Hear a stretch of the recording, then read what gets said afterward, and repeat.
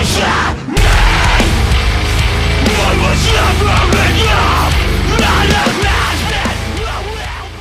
guys, this is Hayes from the Hot and Heavy Show. I am joined here with Keenan and John from Shokan. Hello boys, how are you?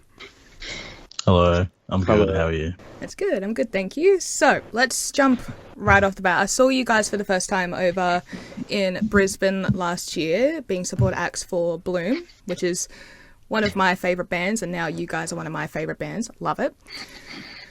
So, can you share the story behind the formation of Shokan?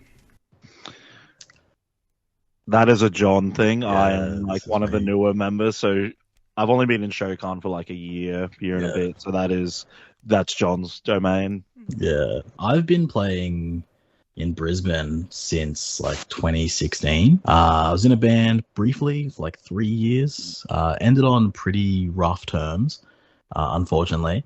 But from that, I learned a lot about the music scene, especially in Brisbane.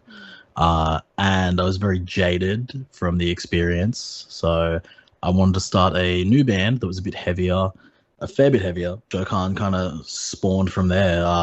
From even its name, Shokan in Japanese loosely translates to redemption, which is what I felt I needed. And from there, found dudes that were just like keen to play in bands, no matter the experience. So that was like early days Shokan. From there, people coming in and out, got to where we are now with Harry, Jay, Gage, and Keenan. All very talented people, very experienced people, and yeah. Shokan's sick now. It is, I agree. And you touched on that you actually answered my next question, because I was a bit confused. My everybody knows me as the host who always butchers band names, and I always say Shokan. I don't know why. Yeah. I know, because I used to study Japanese when I was younger, and I know that Shokan was a reference to the Japanese redemption. But I was also curious, because I thought it was also a reference to Mortal Kombat, because you guys... We've gotten that.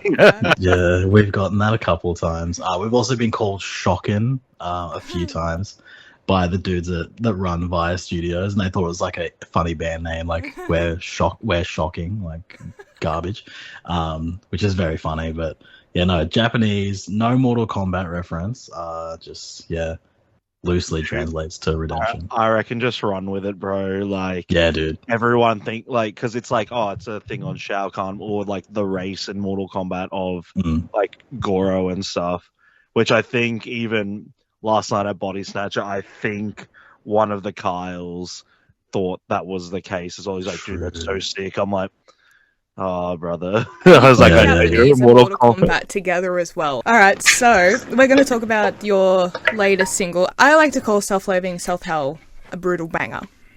We played it the week it came out on the show. The viewers loved it. I go live on TikTok when I do my radio show, and a lot of people are like, fuck, what's this? Anyway, so what was the inspiration behind this track, both musically and lyrically? And can you walk us through that creative process? Like, who plays a part in it? It's kind of a mixed one. Keenan definitely vocally, and then I'll take the music side of things. I was going to say, who wants to go first? You go first. Lyrically, so for me, the way I wrote it all lyrically is Self-Loathing, especially, is just like a big paying homage to like one of my big influences for writing music, which are like, they're not super heavy. They were in that era of like bands like Sworn In and Barrier and Dark Complex. They're called Youth Forever or Villains before they changed to Youth Forever. So the intro track Self-Loathing is a big homage to Lost in Translation off one of their albums, which was a big inspiration for me. And then I pay homage to that in Self-Hell as well, with a line off that album, which the song is called Ketamine.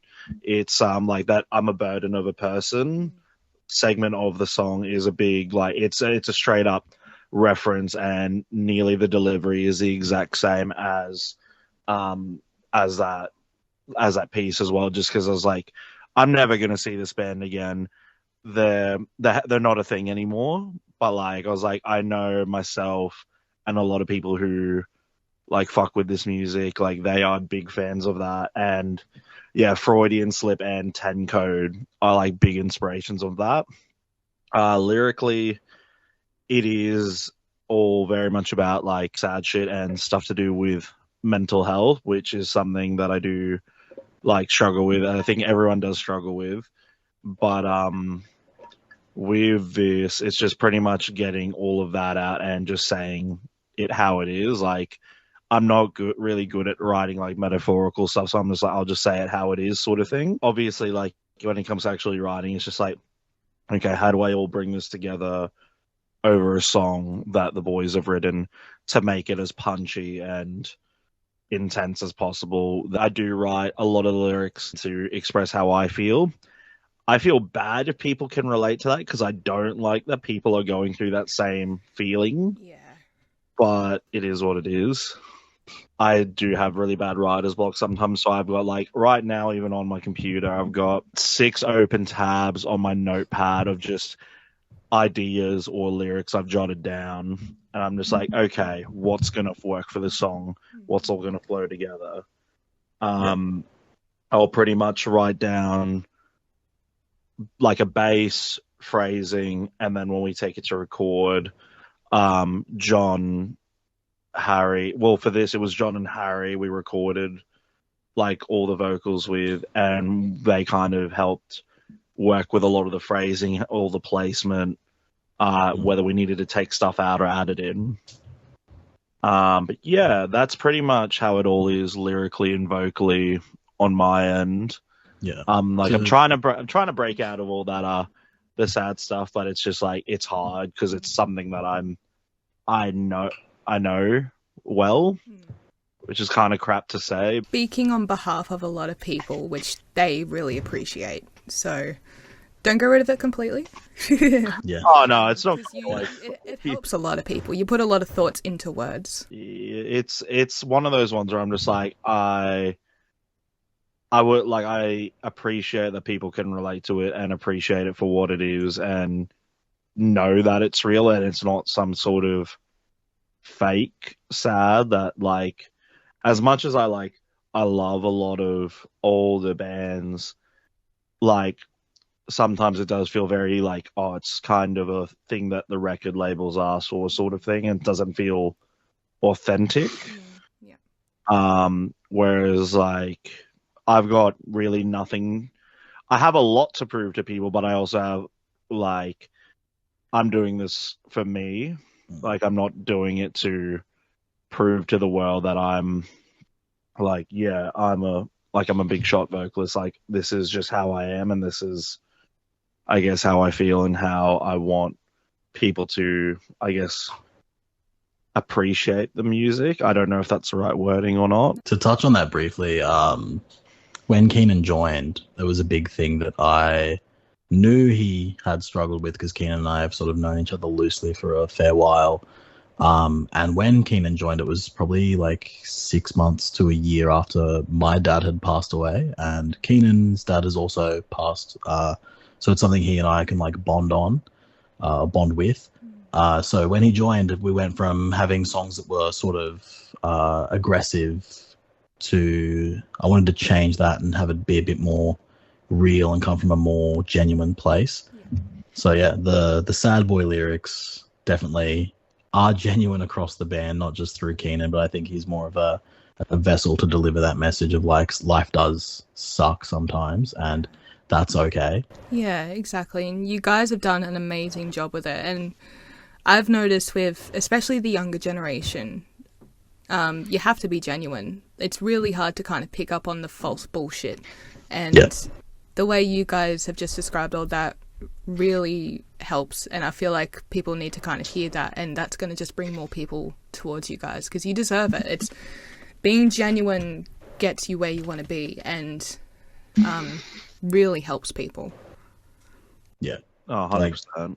I think Keenan could relate to this as well. Like when he and I both were younger, finding heavy music and sort of being sort of outcast kids. Yeah. Sort of the only place you kind of feel a bit normal is listening to bands that can say the things that you're feeling. Yeah, 100%. I was like that as well when I was a kid. Like I've had personally, if we're spilling all the beans, I have a really bad relationship with my father and my childhood and everything. And I used heavy music as an escape. But then there was also a time in high school where I didn't want people to know. So I started listening to that fake bullshit. And I felt even worse. Because it didn't feel real. And then now that I've got like the justice or whatever you want to call it, like I'm getting back into that heavy music stuff. I'm doing what I'm doing now as a heavy music radio host and journalist. And I just feel so in touch with myself and just, I understand myself better, my thoughts better, my feelings better. Yeah. And like I said, it's hard to put thoughts into words. Moral of stories, I really appreciate that a lot. And same with everybody else. So yeah, that was a great response. Thank you. Yeah. Thank you. The music side of things have really evolved as Shokan's gone on. Since Jade and Harry joined, really, both of them very, very talented musicians.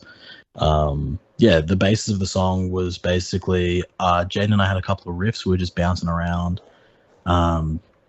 Harry had some drum parts. We worked on like sort of the middle section of the song loosely. We're like, yeah, this should be fine. We'll come back to it next week. We'll see how we feel about it. We go back.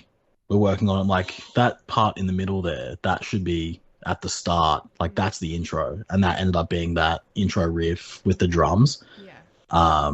Which came together. Like as soon as we moved that to the start of the song instead of the middle where it was, because it was initially a chorus, which it ended up kind of being anyway.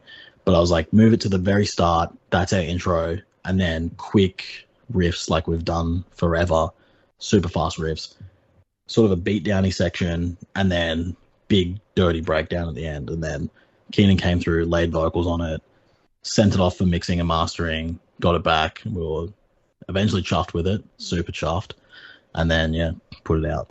Yeah. It's magic. I love it so much. Well done is all I can really say. Thank you. Yeah. All right, so moving on, we'll skip all the soppy sad stuff for a moment. So you've shared stages with bands like Diamond Construct, which, fun fact, I grew up with them. They're from my neck of the woods in the Foster Tara area. I used to do musicals with Brayden. Wild. My fiance served Kynan a burger, I think, or something when he used to work at Hungry Jack. Anyway. Yeah, man. Amazing. They're good dudes. They're really good dudes. I did a podcast with them. It was my last podcast episode ever was with Diamond Construct. Oh, they're amazing boys, and they stay humble a lot, which is what I like. I'm trying to get them to come back to Taree to do like a garage style concert because the scenes here is dead, but maybe one day. But even like, so Diamond Construct, Bloom, Alienist, and you just did Body Snatcher last night, which my brother ended up going to, and he said Well, I saw him in the crowd. I was like, I know that mohawk anywhere. That was him. So he has grown a mohawk. Oh no. Yeah, he's got a mohawk now. He was bald last time I saw him, but it's been like a year. I don't know. Oh god, Josh. Anyway, so so there's a huge discussion currently happening on how support acts don't get enough freedom when it comes to supporting being on stage, whatever.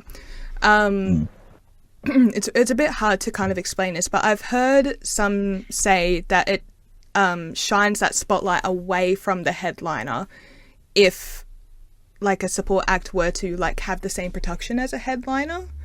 But as a concert goer, I want 100% from start to finish. Otherwise, it just doesn't feel worth it. Parkway Drive's concert, despite 2 of the 4 acts dropping out, it was 100% from start to finish. Yeah. And then another example for how it went to shit was Bring Me the Horizon with like Sleep Token and Make Them Suffer. And then it had Dane, I believe, in it. Because she did one song with Ollie, so now... and she's Australian, so she's an opening act.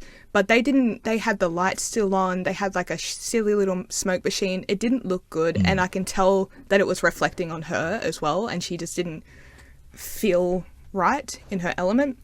So, this is a question I like to ask almost every single band. I hope I'm making sense as well. So how do you guys personally deal with that situation, if you've ever dealt with it before? Like, if you have the equipment or production or anything as a support act, should you be allowed to use it?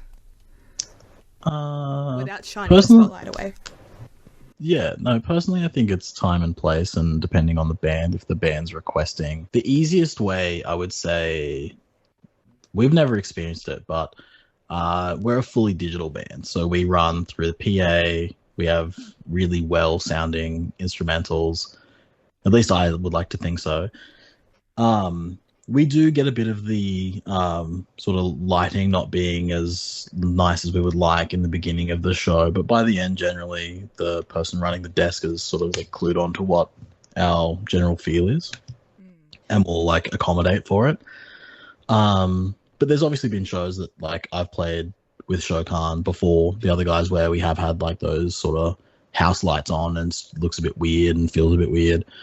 But yeah, it's not something we've ever come across. Obviously, if a bigger band asked us, we would oblige, because it's kind of like our spot as an opener. Because me and John primarily will handle like the email. So if we have anything that comes in, we'll normally see it. But we, like, from what I've seen, we haven't really had those sort of things, except for, like, obviously we don't have our own lighting dude that we're paying or anything.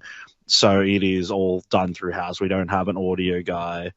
So it is all done by, it's all done by house.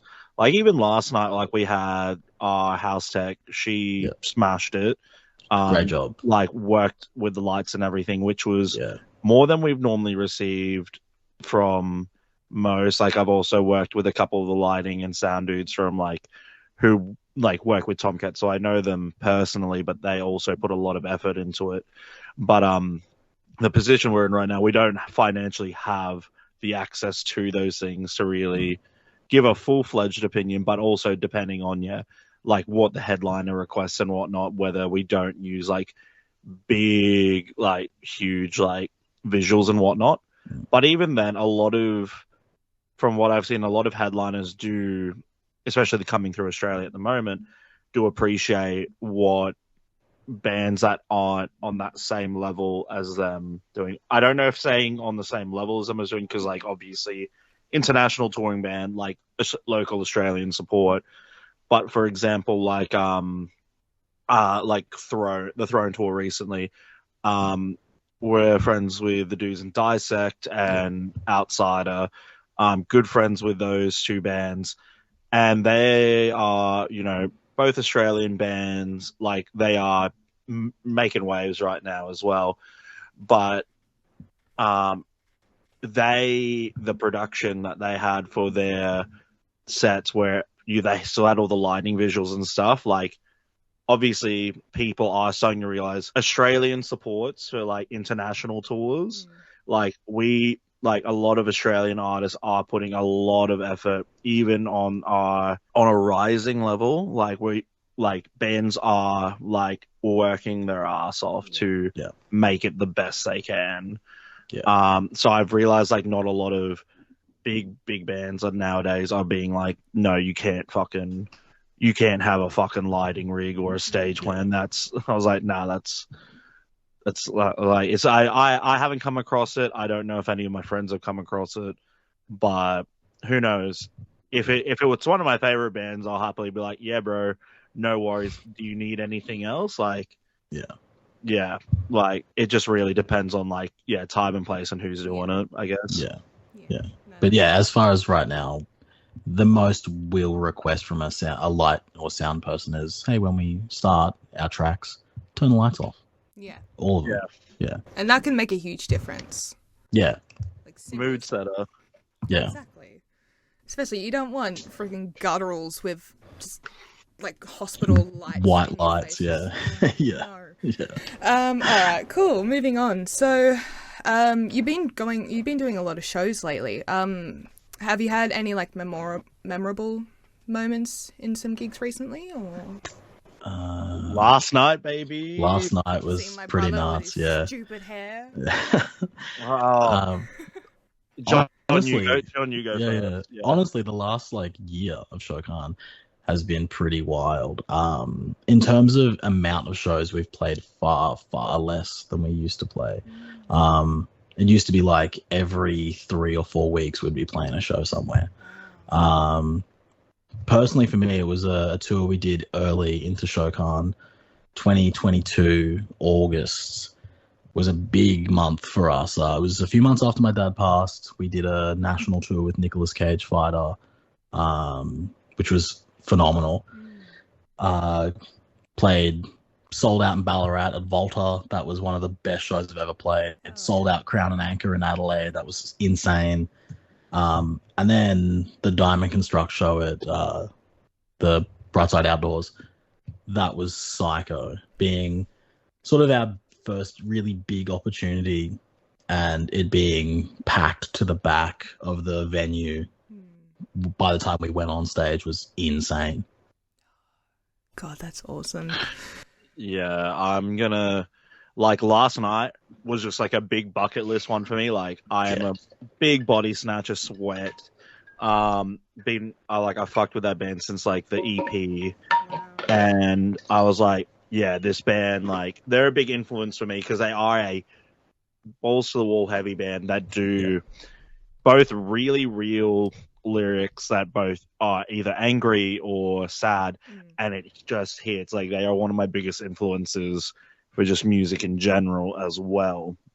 So hitting that bucket list and getting to open up the night for them, but also play alongside Street Suffer, who are homies of ours, and Volatile Ways, who are also homies. Like it was just a stack lineup, really cool. It was odd because we were easily the softest band on the lineup out of that entire lineup, which is crazy to say. Yeah.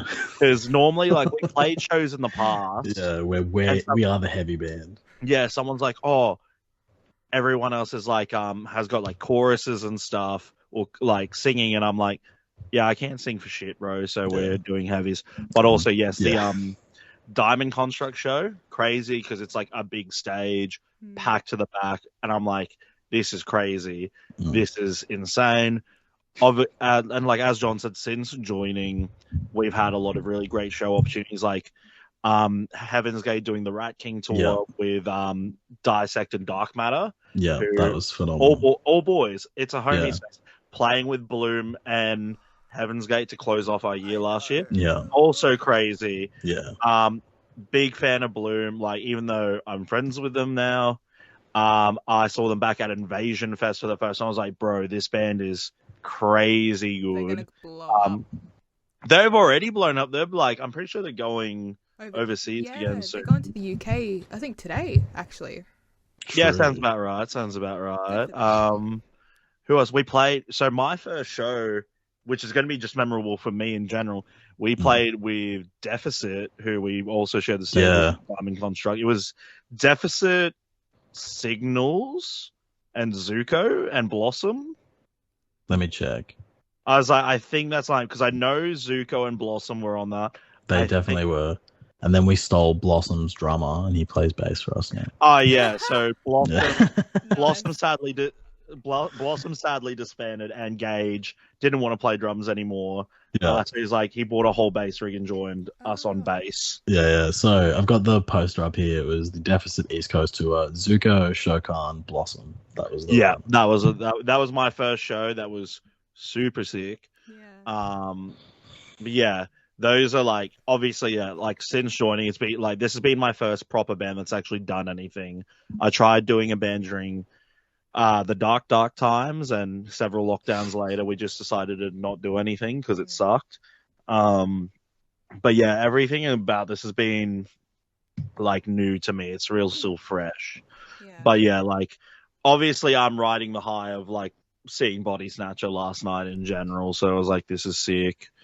But yeah, I guess like as John said, he's got his stuff as well with like the tour and whatnot. I've never been on tour, so I don't really have a opinion on that at this point in time. It was fun. All you gotta do is just try to one up those experiences each time, because I personally believe that you guys are also gonna be up where Bloom is. very Thank you. Oh, one can dream. I One would can hope so. dream. Yeah. I Like, see it. I was like, Bloom has got a few years on us for sure, and like those like very different genres though, very different genres. But I would like to this year at least do a tour or a Yeah. weekender, one of the Yeah. two. Yeah. Yeah, it's onward and upward from here. 100%. Yeah, every show is getting like obviously better and better. They're more fun. We're all getting more like comfortable with each other because there's obviously Jaden and Harry, Gage and Keenan are all fairly new to being in Shokan. Jaden joined 2023. Keenan joined a few months later. Harry and Gage both joined early 24. So, yeah. Wow, super fresh.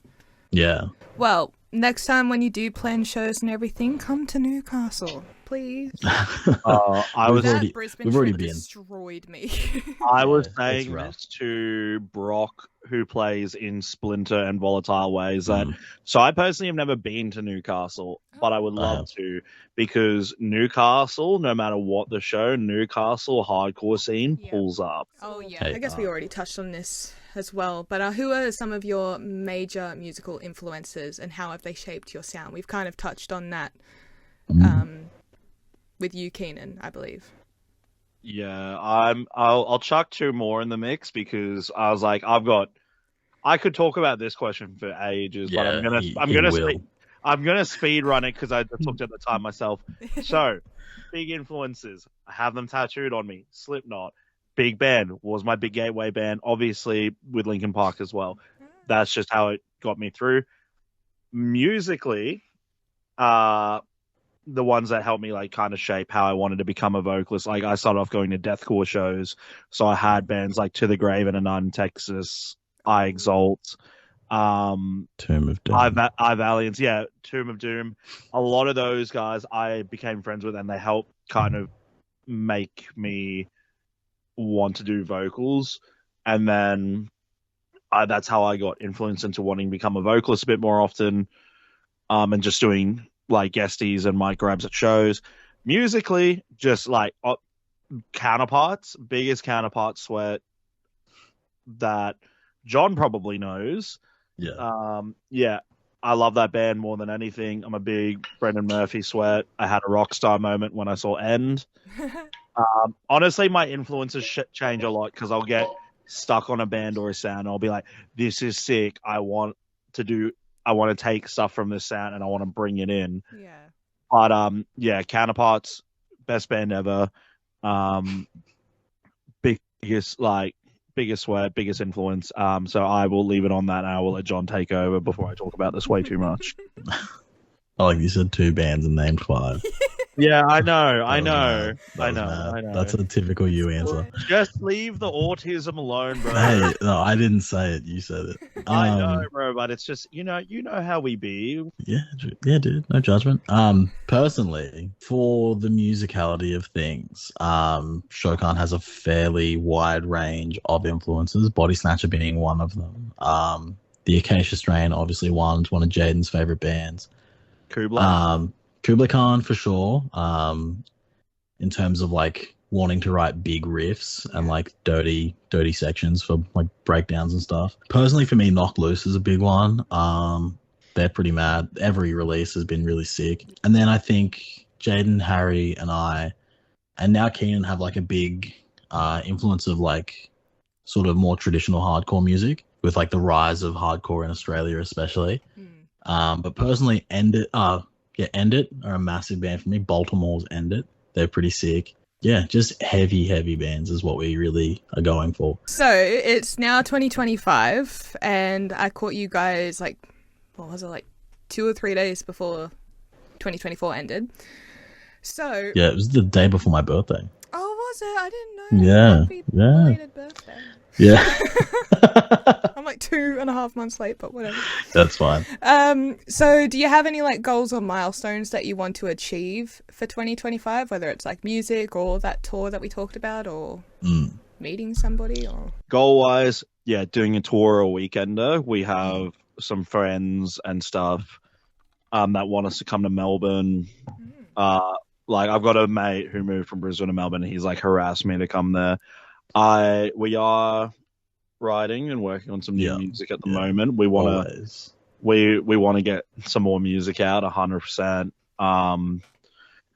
Honestly, like this year I would really, I don't know, I just want to continue playing shows, man. Playing shows is fun. Yeah. Like I've got my bucket list of bands I want to play shows with, but I won't delve into that just yet. And I will let John take the reins now. Yeah. Yeah, basically the standard, like tours and weekenders. Like it is hard for a young band to be doing stuff like that, but we're definitely pushing for it.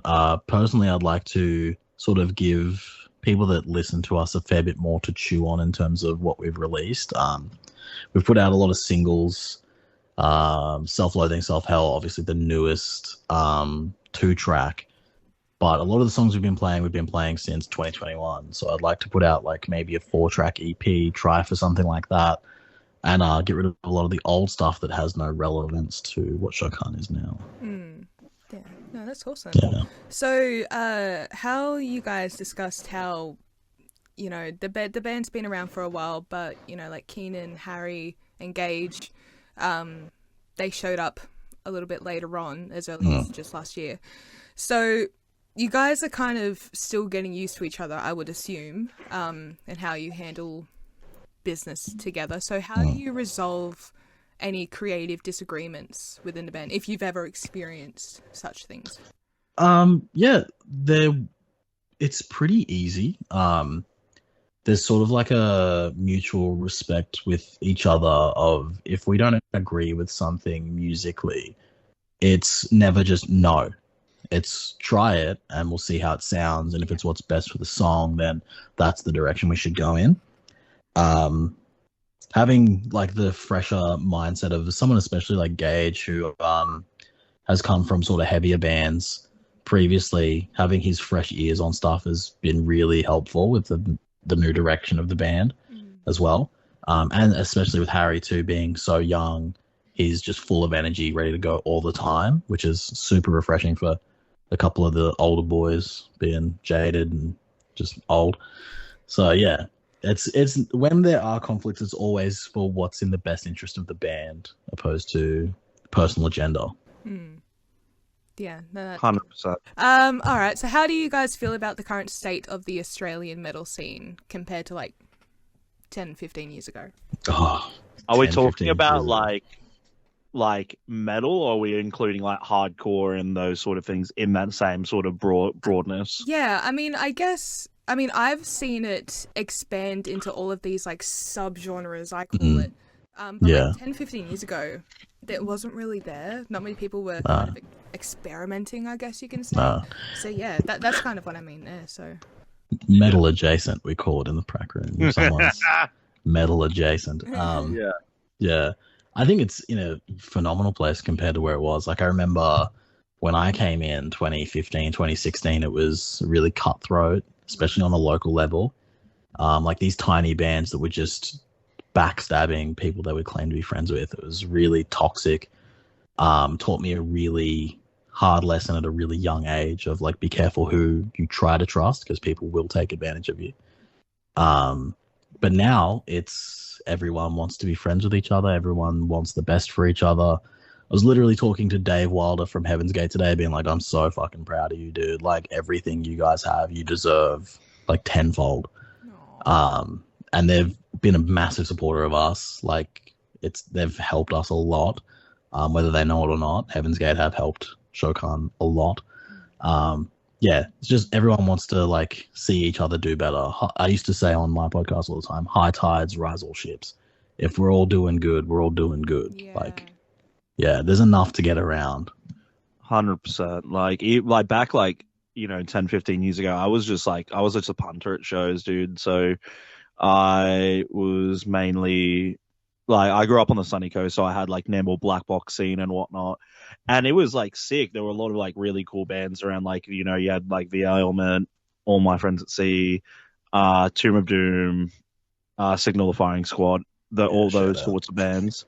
But yeah, there was a bit of a clickiness and toxicity in the scene that, you know, like, I think you're going to have that with any sort of scene, though. You are going to have that clickiness. You're going to have a bit of toxicity, but normally people are quick to snuff it out. Um, and like, I don't think it's completely gone away. And like, if we're being like full 100% honest, like, I'm just talking about like the music scene in general, but the rise of like bands now, like, I guess like your more marketable bands, like, there are becoming less and less, like, which you'll normally see a lot of those, like, not, I don't want to say marketable, but like, you've got bands starting to really push through now. Like, Headwreck just did their tour with Wind Waker. They've been around for years now, and they're finally I played with them in like 2017. They had a different name. It was the same dudes, but they've been around for ages. Yeah. Like, Dissect have been killing it for like, 4 years now. Yeah, 2021. They just got, dude, So the proud. boys. I They just will- got signed. I'll interject here quickly. I was at Dissect's first show. It was Shokan's second show. Was Dissect's first show. It was in Toowoomba. I remember seeing them, and I said to my wife, "That band is going to be the next biggest band in this country. They are going to blow the fuck up." Yeah. No, I'm so proud of them. They deserve that 100%. Like, Hopefully I've known- it's next.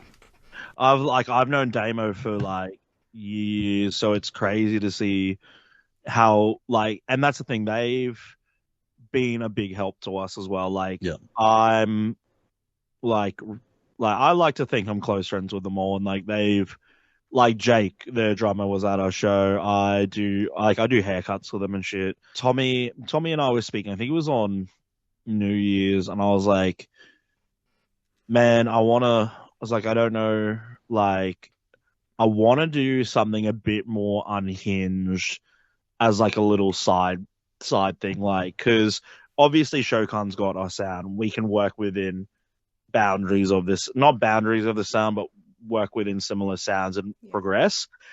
I am a big power violence sweat, so I love stuff like Nails, Full of Hell, Primitive, like, and like doomy stuff as well, like Primitive Man and stuff like that. I just saw Bloodmouth with Harm's Way, and they're like a textbook, like, it's just so sick. And I'm like, what if I just write poorly done HM2, record it, and just do dumb shit over and release it as an internet project? And he's like, low key, bro, would kind of slap because you're cracked as a vocalist, and like, being a vocalist, I'm very critical of. They've been a big help with that. But also, big ups to Antivision. They are I'm pretty sure Sunshine Coast, like, based like booking agent. So like, I don't know exactly the terms behind it because I haven't had the chance to go to the show yet. But a lot of smaller hardcore bands are now getting a lot of the spotlight. They're on the way up. What is your favorite guilty pleasure song that you wouldn't admit to listening to, but today you're gonna admit it? I'm a pretty open book, and I'll listen to anything as long as it sounds good. Like, I put Sabrina Carpenter's album in like my honorable mentions of like top 10 albums of 2024. Like, I grew up with like R&B and like old school hip hop and stuff. So like, right now, like, I love. Oh yeah, John introduced me to like, I knew the name, but like, he's like, go give this song a sus by Chappell Roan, because I'd never. Pink Pony Club. Pink Pony Club. Me and my partner just that Grammy performance made me start listening to her. That was insane. That she's sick. Sabrina Carpenter's sick. Glorilla, Megan Thee Stallion. Cardi B, Denzel Curry, big Denzel Curry, big sweat. But yeah, like, I don't know, not necessarily. Any there's no shame.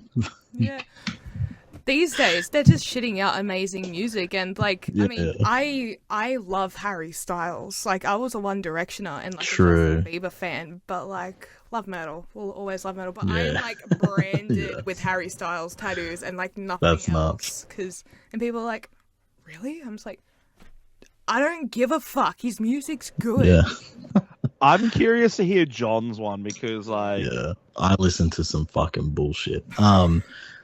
I'm not really ashamed of anything I listen to. I love listening to Action Bronson. Like, it's so obscure as far as rap music goes. Like a jazz beat with a dude that sounds like he's freestyling talking about wrestling. Like, that's fucking sick to me. It's everything I like. I love The Cure, The Smiths, Gigi Allen and the Murder Junkies. Like, I'd listen to literally anything from your standard pop music to like Cradle of Filth, Dimmu Borgir, Amon Ra, like black metal. Black metal rules. Black metal is sick. Minus a lot of the controversy and some of the views they have. Art and artist situation. But we don't do that. We don't separate art and artists. We're not doing that. We're not doing that unless it's black metal. Nah, that's all good. We don't like. We all collectively do not fuck with bands. Yeah, if anyone's doing some like cooked shit, it's like, nah, you're done. But yeah, literally anything. Paul Wall, I'll listen to Paul Wall and be like, this is fucking mad. Riff Raff, like any garbage rap music. I will. That Mexican OT actually. I love that Mexican dude. OT, sick, bro. So sick. Yeah. That's a big influence in Shokan is rap music for some reason. Like, we play heavy music, but all of us are like, nah, rap music's kind of fucking mad though. Yeah. That's the beauty of it though. Like, you can branch it out into so many subgenres now and it still sounds good. Like Alpha Wolf, for example. Yeah. Like, and they are huge because they've got now they are, they're massive. Metal had a baby. That's man. Have I got some like Alpha Wolf lore? Because like, I have been there since Alpha Wolf's like first show in Queensland. And I could go on about how awesome it is to see the rise of them from like seeing them at like a shitty local fucking Phoenix Arts Center. Known before Phoenix Arts Theatre, bro. Well, I have to save it for the second part of the interview. I was going to say part two. Yeah. Part 2 incoming. Part 2 for sure. So, what's a fun fact about you guys that nobody would ever assume? Oh, fuck. Taking music out of the picture. Oh god. Yeah. Oh, like I already said mine. Like, I used to be a Jehovah's Witness. A lot of people know me because I do cut hair and I have cut hair for bands. But like, I'm also a qualified chef. I got nothing. You got nothing. I got nothing. You just... I live life pretty openly. Yeah, I'm a wrestling nerd, music nerd. Yeah, my dad will work a normal job. Wrestling is so sick. It's so sick. Thank you, Keenan and John, so much for hanging out with me tonight. I really appreciate it. Definitely doing a part 2. For sure. I feel like there's a lot of built up discussion. Is there any promo that you guys want to shout out to the world? Listen to our music, please. Listen to our music. Support your local scene. Don't be a weenie. Don't be a weenie.